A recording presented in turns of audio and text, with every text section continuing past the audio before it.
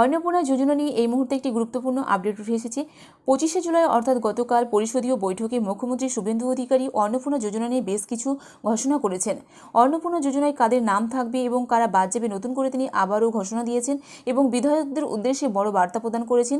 শুধুমাত্র সরকারি আধিকারিকদের উপর নির্ভর করে বা ভরসা করে এই অন্নপূর্ণা যোজনার কাজ চালানো যাবে না বলে তিনি স্পষ্টভাবে জানিয়েছেন। এই জন্য অন্নপূর্ণা যোজনায় যে কাদের নাম থাকবে এবং কাদের বাদ যাবে তার জন্য একটি খসড়া তালিকা প্রকাশ করার কথা বলা হয়েছে, কেননা এখানে অযোগ্য হয়েও এই প্রকল্পের সুবিধা পেয়ে যাচ্ছেন এবং যোগ্যরা এই প্রকল্প থেকে বঞ্চিত হচ্ছেন। একাধিকবার এই নিয়ে অভিযোগ ওঠাই এবার নড়ে চড়ে বসলেন বর্তমান মুখ্যমন্ত্রী। তাই জন্যই এবার বিধায়কদের এই অন্নপূর্ণা যোজনার স্বচ্ছ এবং পরিষ্কারভাবে কাজ করার জন্য, যাতে কোনো অযোগ্য ব্যক্তি এই প্রকল্পের সুবিধা না পান এবং যোগ্যরা যাতে কোনোভাবে বাতিল না হয়ে যায়, এই জন্য আজ থেকে বিধায়কদের এই কাজের দায়িত্ব তুলে দেওয়া হলো হাতে। আজকের এই ভিডিওতে এই ব্যাপারে আপনাদেরকে বিস্তারিত জানাবো যে কী জানানো হয়েছে অন্নপূর্ণা যোজনা নিয়ে। তার আগে ভিডিওটি যদি ভালো লেগে থাকে তো অবশ্যই একটি লাইক করবেন, বন্ধুদের সঙ্গে শেয়ার করবেন। এখনও চলছে অন্নপূর্ণা যোজনার ফর্ম ফিলআপ, তবে অনেকেই ফর্ম ফিলআপ করেও টাকা না পাওয়ার অভিযোগ করেছেন একাধিকবার। সেই সমস্ত অভিযোগ খতিয়ে দেখতেই এবার বড় নির্দেশ দিয়েছেন মুখ্যমন্ত্রী শুভেন্দু অধিকারী। সরকারি আধিকারিকদের পাশাপাশি বিধায়কদেরও দায়িত্ব নেওয়ার বার্তা দিয়েছেন বর্তমান মুখ্যমন্ত্রী শুভেন্দু অধিকারী। তিনি জানিয়েছেন যে কারা এই অন্নপূর্ণা যোজনার টাকা পাবেন আর কারা পাবেন না সেটাও তিনি সরাসরি জানিয়েছেন। শনিবার 25শে জুলাই অর্থাৎ গতকাল 25শে জুলাই বসেছিল বিজেপির পরদর্শীয় দলের বৈঠক। সেই বৈঠকে মুখ্যমন্ত্রী বলেছেন যে তালিকায় এমন কিছু নাম নথিভুক্ত হয়েছে যারা অন্নপূর্ণা যোজনার আওতায় আসার কথাই নয়। নাম বাদ প্রসঙ্গে বিধায়কদের শুভেন্দু অধিকারী জানিয়েছেন যে পারিবারিক আয় 1 লক্ষ টাকারও বেশি এরকম অনেক নাম এই তালিকায় যুক্ত হয়েছে। আবার যাদের পাওয়ার কথা সেই রকম অনেক নামও বাদ চলে গিয়েছে। শুধুমাত্র আধিকারিকদের উপর ভরসা করলে হবে না, বিধায়কদেরও আরও জনসংযোগ বাড়াতে হবে বলে তিনি স্পষ্ট জানিয়েছেন।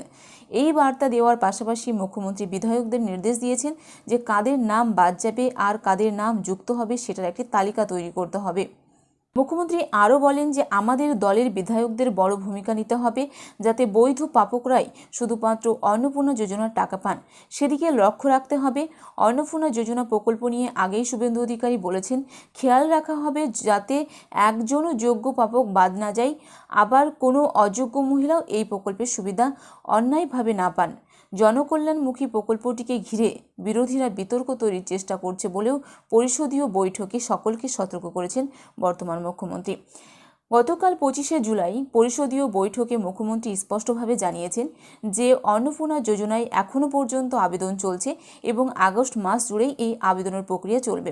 যেমন যেমন আবেদন প্রক্রিয়া হবে, অর্থাৎ আপনারা অন্নপূর্ণা যোজনার জন্য আবেদন করবেন, ঠিক তেমনভাবে ভেরিফিকেশন হবে এবং তারপরে এই প্রকল্পের সুবিধা পেয়ে যাবেন।